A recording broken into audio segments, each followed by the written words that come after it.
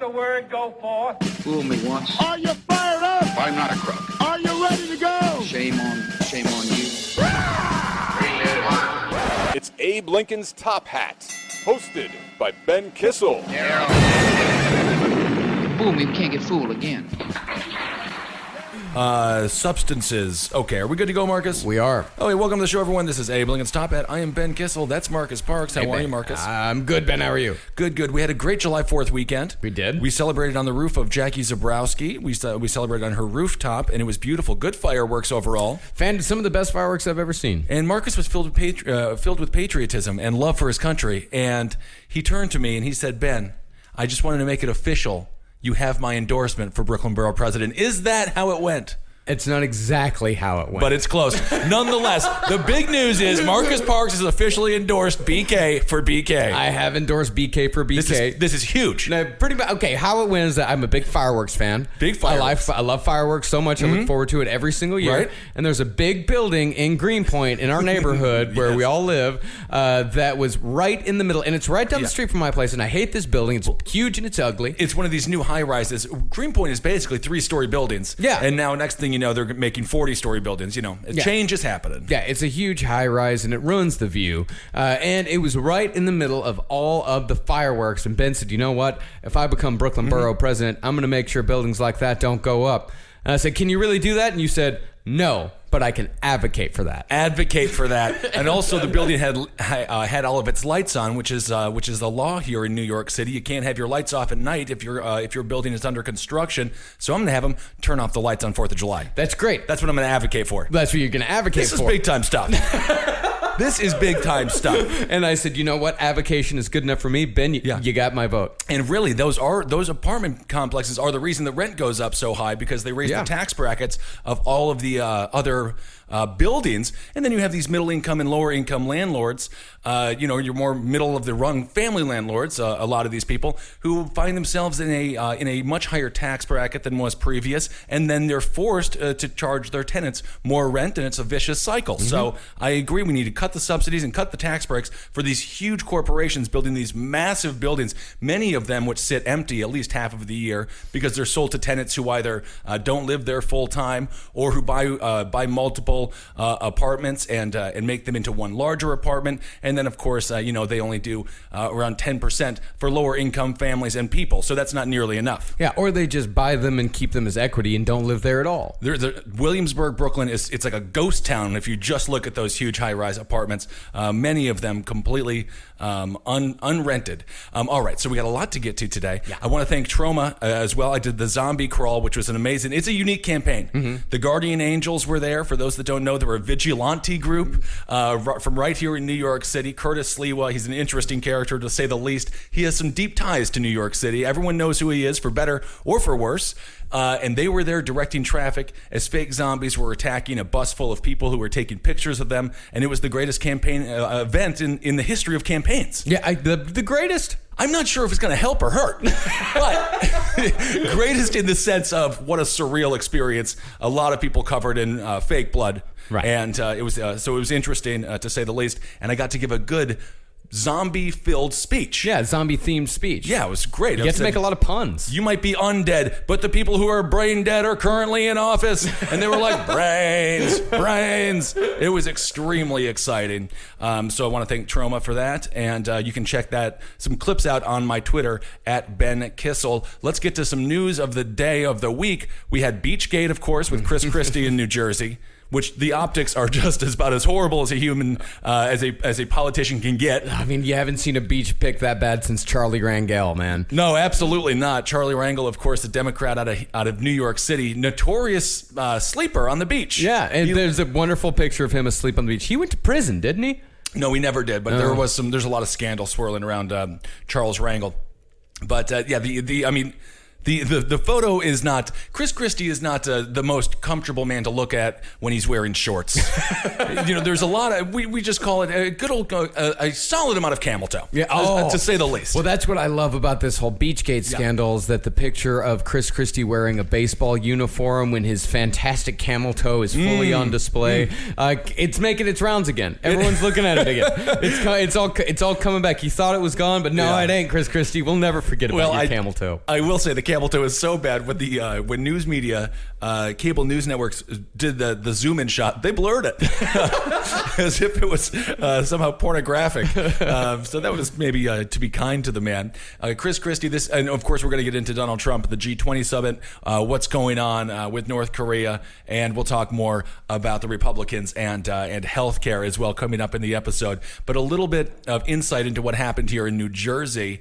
Basically, Chris Christie and New Jersey was one of 11 states that weren't able to pass a budget, so they were all having a government shutdown. Wisconsin was included in that mix, which is what really angers people in all of those states and across the country when the government has one job to stay open and function. And what happened in New Jersey was a battle over the budget because Chris Christie wanted to seize the assets of Blue Cross Blue Shield. Technically, it's a nonprofit. Of course, we know for a fact they make a lot of profit. Yeah. They have $3 billion in surplus, and Chris Christie wanted the state to have access to those funds. Blue Cross Blue Shield obviously fought that tooth and nail, and that was one of the issues with why the budget wasn't able to pass. And the other issue was the Democrats had $300 million in programs and things that they wanted to accomplish. And Chris Christie said that was too much. Keep in mind, this whole budget for New Jersey is $34 billion. So this is really fickle political stuff. And it's a strange thing when it comes to Blue Cross Blue Shield. It's a strange thing for Chris Christie to want the government to get involved with, specifically if you think about him being a conservative and a Republican. It seems much more of a liberal leftist idea to want to open up the coffers of a nonprofit private organization such as Blue Cross Blue Shield. So that was a little controversial, to say the least, on many levels, which is why Chris Christie currently sits at 15% approval rating, which, as we talked about on the 4th of July, Marcus, Blagojevich out of Chicago, when he was arrested and charged with multiple felonies and is currently serving 14 years in a federal penitentiary, he was at 8%. So Chris Christie is 7% away from a governor who is currently in prison for 14 years. For those that don't know that story, Blagojevich is the one who sold Obama's Senate seat when he got elected in 2008. Although you could argue it was a lot of political things went on there because it's nothing new for politicians to kind of give seats away like that. Yeah, but on the other hand, Blagojevich is a lot more handsome than Chris Christie. Oh, yes, he is. Yeah. That's who are the 8%? And who are the 15% who like Chris Christie? Oh, it's pretty good. Yeah, it's like the 12% that are still approving of Congress. It's very bizarre. Yeah. How? They're not doing their jobs properly. So this scandal only got worse for Chris Christie, who he is out. He's so checked out. He does not care. Obviously, he's done very soon, and he is so over the entire position. You can tell. Chris Christie made it worse when on Sunday he was asked by a reporter if he got any sun over the weekend, and he said no. And then, of course, the photos came out, and we know for a fact he got a lot of sun. The sun was working overboard that day. The sun was like, oh, this is Chris Christie's on the beach. I gotta light this guy up. I'm exhausted. I'm the sun. I can't get this whole guy. You always know someone's in bad shape when you type in their name to Google and the autocomplete. The very first one is memes. Yeah, the internet doesn't thrive on positive memes of politicians. That's true, and we'll get into that meme as well a little bit later on in the show regarding Donald Trump and the pro wrestling GIF or GIF, whatever you prefer. The pro wrestling GIF that he sent out where he clotheslines, I want to get the term right, he clotheslines CNN, or a fake, obviously, an image of CNN, and everyone went crazy, and it's totally unpresidential because it is, saying it's unpresidential because it is unpresidential. It's professional wrestling. Yes, it's unpresidential, and it's bad professional wrestling at that. Yep, it wasn't the great days, not the great days of professional wrestling, that's for sure, and we'll get into the larger context of the First Amendment. Technically, it was a very bad move. Well, he did it the best he could, and in pro wrestling, that butt of his, that's a finisher. He could have done the Yokozuna finisher, where it was literally just Yokozuna rubbing his butt in people's faces. But I love pro wrestling, like the conversation that has to go on before a match. Be like, okay, Yokozuna, I'm going to throw you into the ropes. You clothesline me, and then put your ass on my face. And if you could just, that would be Okay. But do it. You got to really sell it. I will. All right, very good. So we'll get into the larger conversation about First Amendment and freedom of the press, which is extremely needed right now, and it's been needed for a long time. And hopefully we can get more honesty in our press. But when it comes to Chris Christie, so he's on the beach. He was asked if he got any sun. He said no. And then, of course, the pictures come out, and his advisor, one of his top advisors, did you hear what he said? Mm-hmm. He said no, he didn't get any sun. He was wearing a hat. And like, how awful is your mind to even get that sentence out without vomiting like Stan? Is it Stan who vomits all the time on South Park? Oh yeah. I mean, he was wearing a hat. The hat then did not even come close to covering up the amount of flesh that was showing. Mm-hmm. Oh, my God. So that's what's going on with Chris Christie. That's what's happening in New Jersey. They did end up passing that budget. I think the pressure was, coming up and getting pretty intense. Of course, it was the July 4th weekend, and the idea of having the beaches closed to the taxpayers who fund them on a holiday weekend, the optics could not have been worse, and so the budget was passed late Monday night. And of course, let's not forget Chris Christie he's Bridgegate. He's the Bridgegate governor who shut down a bridge, or who shut down a lane of the highway because he wanted to seek revenge on a mayor that did not support him. Yeah. And the American people, once again, and specifically in this case, the people of New Jersey, the taxpayers are just sitting in gridlock traffic. General Stockdale, gridlock. They're just sitting in gridlock traffic, wondering what the heck is going on. And it turns out the morbidly obese man in office did it on purpose. Yeah. And that's exactly what we had here when it comes to Beachgate. And someone did tweet at me saying we weren't going to use the word gate anymore. But I guess I changed my mind. So no. Bridge scandal. Yes. Bridge fence. Yeah, there you go. Fence. Yeah, I like Beachgate's just a fun name. He offended people on land, and now he's offended his constituents at sea. So let's get into the G20 summit that Donald Trump is currently at. This is the second largest. This is the second time that he's performing on an international stage. Mm-hmm. The G20, of course, this is it was started in 1999, so not that old. We kind of think about these things as if they've been around forever. Mm-hmm. It's a relatively new phenomenon, under 20 years old. And the Alex Jones wing of the Republican Party, your more isolationist wing of the Republican Party, would refer to this as a globalist cabal. Oh yeah. And so this is the first time we have an anti-globalist president, or at least theoretically an anti-globalist president in Donald Trump. An anti-globalist president who happens to do business all over the globe. All over the globe, attending what is the definition of globalism, the G20 summit. Yeah. So he has a chance to go and meet with Angela Merkel, which he's already done. He's going to be meeting with Vladimir Putin. He has said that he will not be bringing up the Russian hacking into the 2016 election.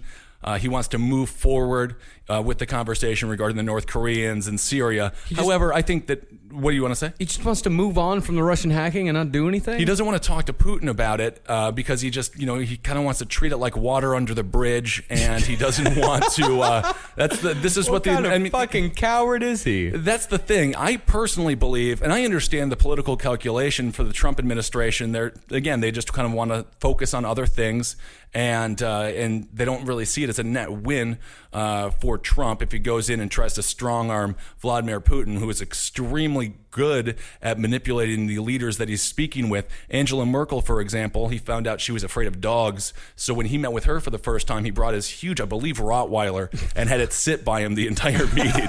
So the guy, people wonder, like, what happens when you go meet with Vladimir Putin? Everyone comes out of there like W did, be like, I looked into his eyes, I saw his soul. Good man, good man. Your worst nightmares come true when you go to meet with Vladimir Putin? Yeah, he finds out he's like Hook, or Captain Hook from Peter Pan's Hook. Just brings out the boo box. Just brings up whatever, if you're scared of bugs.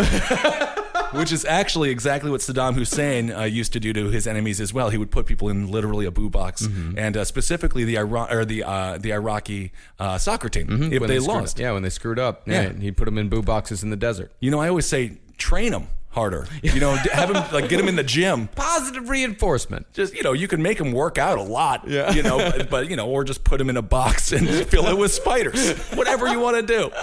So he's just. I mean, what is he planning on talking to Putin about at all? Well, I think they want to talk about Syria and again the North Koreans and what's happening there. They want to talk about Ukraine and focus the agenda more on ISIS and that sort of stuff. Obviously, discuss Assad. But yes, he does not want to talk about the Russian hacking whatsoever. And, I think it would have been an opportunity for him to distance himself from Vladimir Putin. I think it could have been a double victory for Donald Trump had he approached this situation with a little bit more hostility towards Putin, specifically one of the largest acts of cyber warfare in the modern era. I mean, of course, people are constantly interfering in other people's elections. We do it all the time. We've been doing it since the 50s. Yes, so it's really nothing new, but there is something more tangible about what happened in 2016. We have a track record, and then at the end of the day, the outcome that our adversary wanted happened. Yeah. Despite what a lot of people in this country thought was going to happen. Yeah. So it's a little bit more unique. This would be good if Donald Trump actually was able to sit down, be strong with Putin, and show the American people that he is as strong as he said he was, as he proclaimed to be on the campaign trail, and that he is distancing himself from the Kremlin, from Vladimir Putin. But it doesn't seem as if they want that to happen. And politically, I believe they would have benefited more had he... we don't know what he's going to say at the end of the day. It's just projected. The administration has said that they will not be addressing the issue. I believe it would have benefited him more if they did. Well, I think what Trump is still doing, he's playing to his base, and he's going to play to his base from until the day he leaves office. And his base doesn't give a fuck about Russia. And in fact, his base at this point, or his base can be so contrarian that they have decided that Russia is an ally instead of an adversary, just because they've been told the opposite. Well, a lot of people in this country like a strong man, and that's exactly what Vladimir Putin is. For a fact there are pockets of people all over this country who look at Vladimir Putin and wish the United States had someone like that in government. Just really someone who had full control, who was, he just projects total confidence all the time, regardless of how his people in Russia are suffering on a regular basis. Human rights are being stripped away. They're going back to Cold War like Russia. It's miserable over there. His approval ratings, however, maintain high because the people of Russia, and again, a lot of people in this country, just simply like someone who projects strength and power. And that's all that Vladimir Putin does. Again, as we've talked about before, he does want to get back. He wants to sort of re-cobble together the Soviet Union. He wants to get the Baltic states there. And obviously he has a huge foothold and footprint in Syria and all over the Middle East. Yeah. So he's really working the system on both an international level and then domestically. He's trying to continue to try to spread into Ukraine, although that has sort of halted for the time being. I think there's a lot of other things the Russian military is currently doing, and perhaps Ukraine is a little bit too much of an extension of their military might right now. So Putin's like a daddy. Ugh, yeah. I hate that term so much. Daddy, that's some Trump supporters call Donald Trump daddy. Yeah. That started with Richard Nixon. Yeah. So just stop. No one should ever be called daddy. I know some people call Alex Jones daddy as well. Oh, God. Everyone but his own children. Good Lord Almighty. That is disgusting. So that'll be a fascinating thing to follow up on. Of course, we'll keep our eyes and ears on what's happening with Russia, with Vladimir Putin, and what he talks to Donald Trump about. Of course, there'll be the two meetings. The one is going to be in front of the cameras, the ones that we all hear, the meeting we all hear.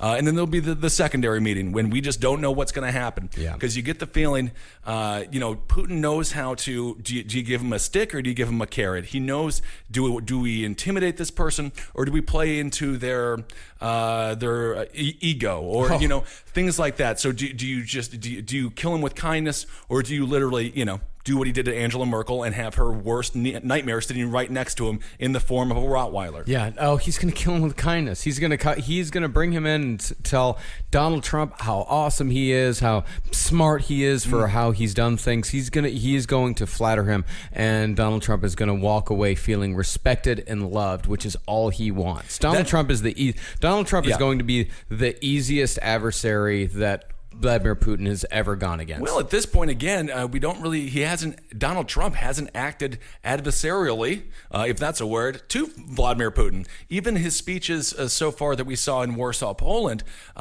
Donald Trump criticized the U.S. intelligence agencies more than he did Vladimir Putin, which is really a fascinating development. And, again, the cognitive dissonance here when it comes to the right. If this was a Barack Obama or Bill Clinton or Al Gore or whatever, any series of Democrats, they would have thrown them under the bus. It would have been, Obama when he did ripping their hair out in the streets. They would be livid. They would be absolutely livid if a U.S. president, if a Democratic U.S. president demonized the United States intelligence community and praised a president, a.k.a. the dictator of Russia. He's a president in name only. Vladimir Putin is, no denying it, a dictator. Instead, Donald Trump, and we can transition into this, instead Donald Trump is picking fights with CNN and individuals who work at MSNBC like Micah Brzezinski. He's sending out GIFs and GIFs of him again clotheslining. Get it right. Oh my God. We have a lot of wrestling fans who listen to this. They'll be like, it's not a choke slam, Ben. You are not listenable. Unlistenable. It is not a choke slam. It's a clothesline. And this really did send shockwaves to some degree across media and across specifically television news. Of course, television news is bought and sold for by large corporations. I'm including Fox News in that, of course. They have a very narrow scope of information they actually disseminate to the American people. They cover one story 24 hours for 24 hours, and they cover another story in this Giftgate. Ooh, I'm keeping with the gates. Giftgate. It was all over the news for 3 days. It's totally insignificant. We have the North Koreans firing an ICBM ballistic missile, which does have the capabilities of potentially hitting U.S. soil. So meanwhile, we've increased our naval efforts near the Sea of Japan. So we have some really interesting international crisis going on. And to some degree, North Korea is becoming quite a crisis. Yeah. Of course, we're no longer going with our previous strategy that we've had for decades of strategic patience, which is basically just hoping that the regime crumbles under the weight of its own bureaucracy and under the from the people of North Korea overtaking it and toppling it. But it doesn't seem to be happening. No. The regime continues. The Kim dynasty continues, and it doesn't seem to be going away anytime soon. So we have some very serious stuff. As a matter of fact, Nikki Haley was talking at to the United Nations, and she said that if we must, they would be willing to use the military and have a military intervention in North Korea, which would be a total quagmire, because those people are not going away without a fight, and they don't care if they're in graves at the end of the fight. No. And then also we have the situation with China. China is 90% of their import comes from China, and 90% of their economy it comes from China. So what would that do to the U.S. relations with China? I mean, we would just have a massive proxy war in our hands, and then a huge refugee crisis. It would be the biggest refugee crisis in history. So and not only a massive refugee crisis, but it would be like having a refugee crisis with essentially aliens.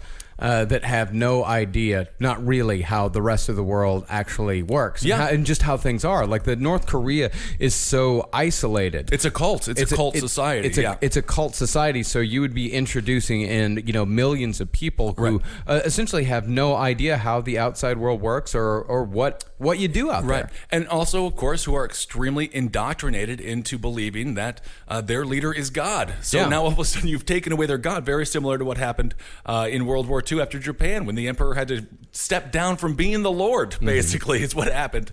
So you're right. It would be a huge process, a real nightmare. And I know that's what you meant when you called them alien, because it is almost like a different planet in a lot of ways. So we have all of that stuff happening, the G20 happening. And now we have media just covering this stupid GIF, and we're covering it as well because it is a strange thing for a sitting president to tweet out there attacking a news network. You just don't see. I remember when Barack Obama, Fox News came to cover a dinner, I believe it was. And Shepard Smith was on Fox News, and he was, and I like Shepard Smith. He's a total moderate. A lot of people who watch Fox News don't like him for reasons that you can probably guess. Yeah, he's gay. Yeah, that's the reason. As a person who goes on Fox News regularly, I showed Marcus an email that I got recently from a Chris Christie supporter, and. I guess I didn't even know how gay I was, but he let me know, and he let me know what I swallow too. It is really crazy how much homophobes like talking about semen. Oh my God, it's really crazy. I would read the email honestly, but it's not even worth it. I put it briefly up on the last podcast Facebook page, but then I deleted it. I don't want to dox people. Yeah. I'm trying not to. I just they're nuts. Yeah, and they're just sad, lonely people, and it's not even worth our time to pay attention to them. Unlike CNN, who apparently does like to dox people because they're doxing the person who created that Donald Trump GIF. But I just want to finish this story really quick.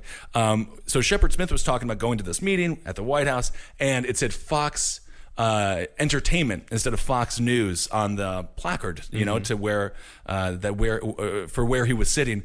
And he just went on about how it was disrespectful. And then all these conservatives were like, Obama doesn't like the media. He's trying to shut down the media. Meanwhile, fast forward probably 6 years, and we have a president literally tweeting out a GIF of him physically assaulting CNN. Of course, it's fake, so I don't want to be all like hyperbolic and be like, this is violence against CNN. But you never know. You figure he has an outreach of around 15 million people on Twitter. If 1 out of 100,000 people take that seriously, it could be very dangerous. Yeah, it absolutely could be. And I don't think they haven't doxed the kid. They threatened to dox him, which is the dumbest possible thing they could have done. They could not have done anything dumber. In fact, they could have very easily. I mean, they could have said like, "Hey, yeah, look at this. This is not great." Right. But there's no reason for them to go against this awful person. What was his name? Han Asshole Solo. Oh, clever man. Yeah. Clever dude. Yeah. And this was off of his Reddit page? Yeah, he posted it on Reddit. I think he posted it on the Donald. And do we know where does Donald Trump even, does he go on Reddit? I'm not sure. How does he get this stuff? Very I bet someone this person posted it on Reddit, and then someone probably took it from Reddit and tweeted it, and probably tweeted at Donald Trump. But this wasn't a retweet. This was a straight up. He sent out the GIF. He sent out the GIF. Yeah. So I guess he found it, and I don't know. Maybe someone else. Maybe one of his staffers found it and said like, "Hey, you got to post this." Yeah. Or it could be. I mean, do you think he has complete and total control over his account, or does he have people you think that are doing shit for him? Because it may be that he didn't even tweet that out. That might have been somebody else. If somebody else tweeted that out on the president's behalf, they would be fired in a heartbeat. Yeah. All of his tweets that come from him, if it wasn't from him, that person would be fired. Yeah. That's how crazy the universe that we're currently living in is. The person who is trolling everyone on social media is the president himself. Mm-hmm. It's unheard of, and not in a good way. And the thing is, Donald Trump talks about, I'm going to continue to use Twitter. It's a great way to meet with constituents and have a connection with them. And I have no problem with him using Twitter. It's how he uses Twitter that's the problem. Yeah. And let's not forget Melania Trump, the first lady, her the key issue of her first lady platform is to stop cyberbullying. She's married to the biggest cyberbully in the history of cyberbullying, because I don't think we've had a cyberbullying president before. No, we never have. Somebody who goes on and says how bad a woman's facelift looks. It is so juvenile. It's so it is completely. It's a low bar for the presidency. Yeah, it's stuff I'd be disappointed if my nephew said. Would never allow them to say something like that. Absolutely not. And we have real issues going on in this country, and that's what the American people want to be talking about. I mean, the fact that we have 1/5 of the states in this country can't pass a budget should be pretty appalling to people. And those states need to get it together. There's currently 10 of them who still haven't passed a budget. That's the people's money. And they need to be much more respectful with it. And you get the feeling if Congress, if members of government had to actually live in the real world, they would have much more rational policies But of course, these policies, the vast majority, are literally made by the corporations, and politicians simply sign them. Yeah. That's exactly what happens on a regular basis. And that's what we're seeing happen with the Republicans and health care. Mitch McConnell wanted, I talked about this a little bit on the last episode of the Dumpster Fire Chats. Mitch McConnell wanted it voted on before the July 4th recess. It's a 142-page bill. It's massive. And he wanted people to vote after a week. There's no way without going... he didn't want the politicians to go meet with their constituents. He didn't want them to really have the time. The constituents don't have time to read 142 pages in a week. They have jobs and families and a whole series of different things to do, and the July 4th weekend to prepare for. So I think it's really good that the healthcare bill did not pass. And as we saw during the town halls that were happening over the July 4th holiday, a lot of constituents are completely appalled with this plan, and they see it as a direct contradiction, and it proves that Donald Trump was a complete liar when he was on the campaign trail and said he wasn't going to cut Medicare and Medicaid. And there is a problem with Medicare and Medicaid. There is an issue. We don't have the money for it, but we do have the money for it. The money just currently isn't being allocated to it. Mm-hmm. There are so many big budget programs that could be easily slimmed down. The number one program, the military, we're currently at $800 billion a year. Medicare, it's over, but these are just the rough numbers. Medicare is $500 billion a year to fund. What happens with our 1033 program, which we've talked about at length, they basically just take brand new military equipment and sell it to our local police precincts. Get rid of the 1033 program, let the military keep all of the goods that we make for them, and they would have enough. They have plenty. There are these tanks that are being sold to small municipalities all over the country are brand new. If they did one tour in Iraq, some of them never even saw the ground in any of our foreign interventions. So they're brand new equipment. There's constant brand new equipment. The military budget does not have to be $800 billion. The military has said many times that they're good on the majority of tanks. They're good, but these politicians don't want to be seen as weak on the military, and they don't want to be seen as soft on the enemy. So they just put forward these huge spending bills, and that's exactly the irony. The irony is that's exactly what bankrupted the Soviet Union. By the end of it, they were spending 35% of their GDP on military, and they totally collapsed because it's just not it's not possible. It's not feasible economically. So that's just one area. I think you could cut $300 billion off of that budget if you do away with the 1033 program, and then you also can stop or begin to slow this massive issue of the militarization of police. And there's huge spending all over the board when it comes to this kind of stuff. And of course, the irony is they talk about cutting PBS or the national endowments for the arts. 0.003% of the budget. It's nothing. It's a macrocosm of what Chris Christie was complaining about with the Democrats in New Jersey with the $300 million in spending that he didn't want to approve. Meanwhile, it's a $34 billion budget. They just and that's all under the guise of, we're cutting government spending, but they're not. The government spending continues to increase. It's a $19 trillion economy, and the way the government allocates funds is so atrocious. The money is all there. We just have to allocate the funds to the proper places, and Medicare and Medicaid should be on the forefront of Republicans' minds because those are key constituents for them. Yeah. So it'll be interesting to see what happens with the health care bill. Right now, it looks like they might just repeal Obamacare, which, that would be quite it's a very personal thing for people. Yeah. And it would be a big political gamble, but that's what your more conservative, the conservative wing of the Republican Party, that's what they want to do. That's Ron Johnson out of Wisconsin. Wisconsin, by the way, one of the states, again, that can't pass a budget. Rand Paul out of Kentucky, Mike Lee out of Utah, of course, Ted Cruz out of Texas. That's what they want. They want the full repeal. And then you have more moderates like Susan Collins out of Maine and Dean Heller out of Nevada that say it repeals too much of cutting Medicare and Medicaid. It cuts too much of that. Yeah. So there are the core ideologies against this bill within the Republican Party are polar opposites, total opposite reasons why they want to repeal Obamacare. So it'll be interesting to see if Mitch McConnell will be able to cobble together a coalition. Of course, Mitch McConnell, very famous for getting people together when it comes to obstruction. And when it comes to obstructing a president, he was great if you're a Republican and you wanted them to obstruct Obama, Mitch McConnell could galvanize a lot of support to do that. He was really good at it. But proactively... People love that fucking frog. I don't fully understand it. They really do. But People love the frogs. That's one thing we've learned about this election is that Republicans love frogs and people that look like frogs. And you hate frogs. I fucking can't stand frogs. Well, yeah, they're funny because are they walking or hopping? Can frogs walk? You know what? I'm okay with frogs. It's toads that really get me, and I think that's what we got here. We got toad men. Yeah, frogs, like nice, like tree frogs. Tree frogs are fun. I love tree frogs. Tree frogs are fun. Like little green frogs that are like on a little lily pad. Yeah. Those are great too. I'm talking about the big toads. I know which ones. Yeah, big toads. Yeah, the ones that all look like Dennis Hastert. I know what you're talking about. Or like Mitch McConnell. Or like Mitch. Well, Mitch is a turtle. Mitch is a little turtly. He's pretty turtly. Yeah, he's a turtle guy. Okay, so let's amend it. Republicans are amphibians. Fine. A lot of people like amphibians. Paul Ryan kind of looks like a salamander. Kind of, yeah.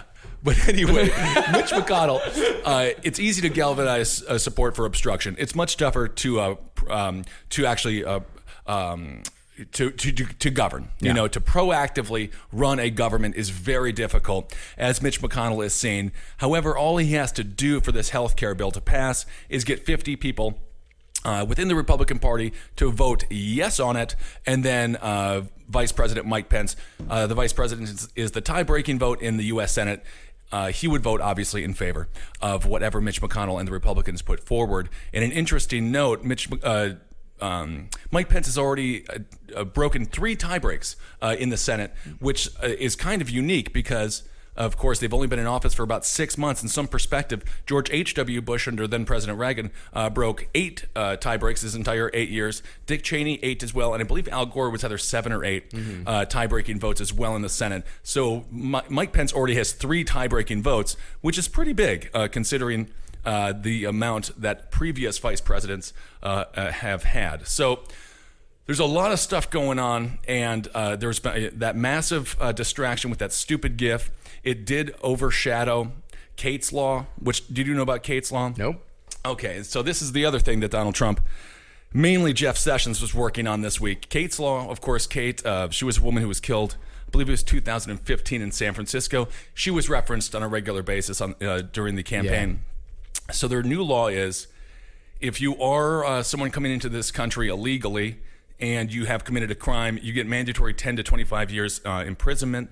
And of course, it costs the American taxpayers over $100,000 a year to house one inmate. Wait, what kind of crime? Well, I believe it has to be a felony, although the bill is, it's just another way for Geo Group and Core Civic, those, the 2 private prisons that Jeff Sessions currently invests in, to fill up their cells with people that are going to make them a lot of money. Wait, so let me get this straight. This can't be right. So if an illegal immigrant commits a crime, then they get a minimum mandatory 10 years? It's 10 to 25 years. I believe it's felonies. Felonies.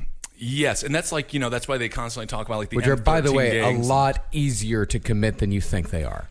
Yeah, I mean, some states want to pass resisting arrest as a felony, which is totally insane because then you haven't committed a crime, an officer stops you and you say, why are you stopping me? And then now next thing you know, you've just committed a felony if they try to grab you and detain you and you flail your arms or something like that. So that's that law. And then he also had passed the sanctuary city law. And basically what happens with this is the federal government's going to cut funding to sanctuary cities. Of course, one of the great ironies is, as I mentioned earlier, we have roughly a $19 trillion economy. The number one state when it comes to cash is California. They contribute quite a bit. They're the number one state. And then there's Texas and, of course, New York. All 3 states very heavily populated by immigrants, and some of them undocumented immigrants for sure. So the very states that this law is going to hurt are the states that have the greatest. They give the most to our economy. California, Texas, and New York. Those are the three biggest states, biggest economic resources for this for our $19 trillion economy. So it's one of those things where it's just going to benefit a bunch of private prisons. It's going to do nothing to deter violence. If anything, it's going to push people underground even further and force them into a life of being illegal, of total illegality when it comes to their ability to get money whatsoever. Well, they've only passed the House. Like both of these have only passed the House. They're in the Senate right now. And Kate's law, what is it? It increases maximum penalties for criminal aliens who attempt to re-enter the country. And it must be said, 24 House Democrats voted for it. Yeah. So this is not something that people don't listen to this and think, oh, damn Republicans ruining everything. I mean, 24 House Democrats voted for it as well. Immigrants are being scapegoated in a big time way in this country. And the thing is, with this law, we already have these laws. You cannot commit crimes. You're not allowed to come into this country illegally already. So this 10 to 25 year sentence, it's just going to be a burden on the American taxpayer, or it goes into they go to the private prisons, and it's just an economic boom for, again, the GO groups and core civics of the world. And of course, an economic boom for our Attorney General, that being Jeff Sessions. So I don't see how this actually deters an act of violence like what happened to Kate. The man came up to her and shot her. We already have a legal process. The man is already in prison. There's already laws against that. So this is, in my opinion, just another example of the government increasing the prison industrial complex, and it's totally ineffective. It will not. No one coming into this country illegally is going through the math of incarceration before they do it. Yeah. As we've talked about before on this show, 36,000 people were killed in Mexico in 2016. The only worst country was Syria with 50,000 people. A lot of these people fleeing Mexico are coming, in my personal opinion, they should have refugee status. Yeah. There are some horrible ones, of course, but we already have laws in place. M13, it's already illegal. You enforce the laws that already exist. So those people coming over the border now, re-entering, what are we now? We're going to house them for 10 to 25 years as the taxpayers are just forced to take care of them as opposed to send them back to Mexico. I mean, that was the big thing with Barack Obama, aka Deporter-in-Chief, was the nickname that was given to him. And as we talked about in previous episodes, at this time last year, or this was the stat a couple of weeks ago, but there was 36,000 undocumented people arrested, and there was more deportations. This year, we had over 40,000 already, 11,000 of those completely non-criminal, and we're deporting less. We're arresting more and deporting less because we are feeding the beast, and that beast is the prison industrial complex. It is huge in this country, and the fact that we have an attorney general who benefits monetarily from it shouldn't be lost on anybody. So these laws are just another way for our government to put people, usually people of color, behind bars. And I don't see how anyone could vote for this. If I was in the House, I would not vote for this bill because I just don't see it solving the problems that it pretends to solve, and I just see it being a net loss for the U.S. taxpayer, and on a human rights level, completely abhorrent. So but he was able to, this is a piece of legislation that Donald Trump was actually able to pass with, as Marcus just said, with bipartisan support.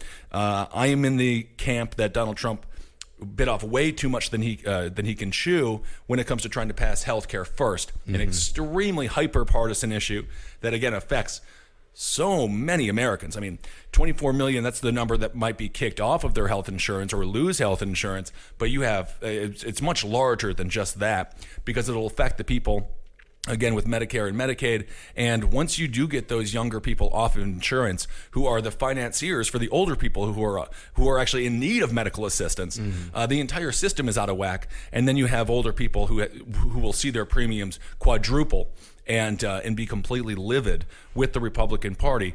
But then, of course, does the Democratic Party offer them anything? Do they offer them any alternative? Absolutely not. So that's the massive issue, because we all agree, everyone agrees, Obamacare has some huge flaws that need to be fixed. However, doing away with pre-existing conditions is not one of them. No. That is a good part of the law.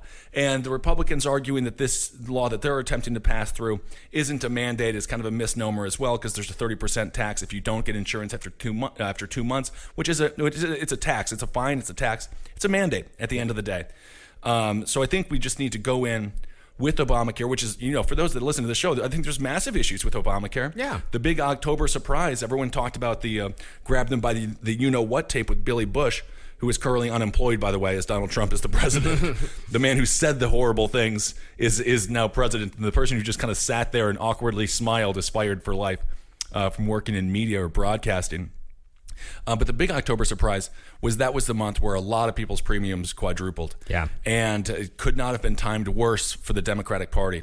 So we all agree there's huge issues, but what they're trying to do right now, it's just really ridiculously stupid. But we know for a fact the insurance companies and big pharmaceutical companies, just like they did under Barack Obama, which I believe they made $800 billion with Obamacare, they're gonna make their money. They're gonna have a huge surplus, a huge increase in money, because at the end of the day, they're the ones who write these bills, and they're not. These politicians, they're thinking about the lobbyists when they go in and vote and sign these things, because they're so disconnected from their constituents. We have to have politicians who think about their constituents first, and think about that, obviously corruptive lobbyist in their office second. Yeah.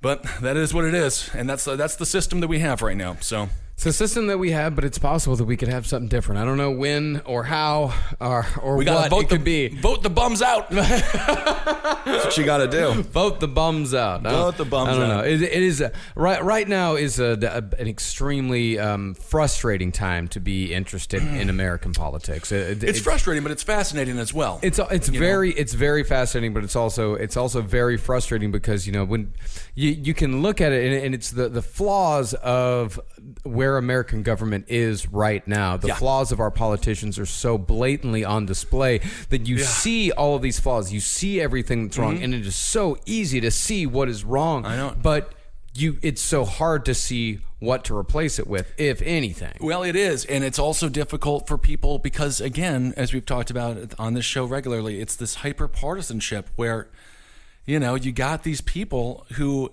no matter what the person does that they voted for, they allow it.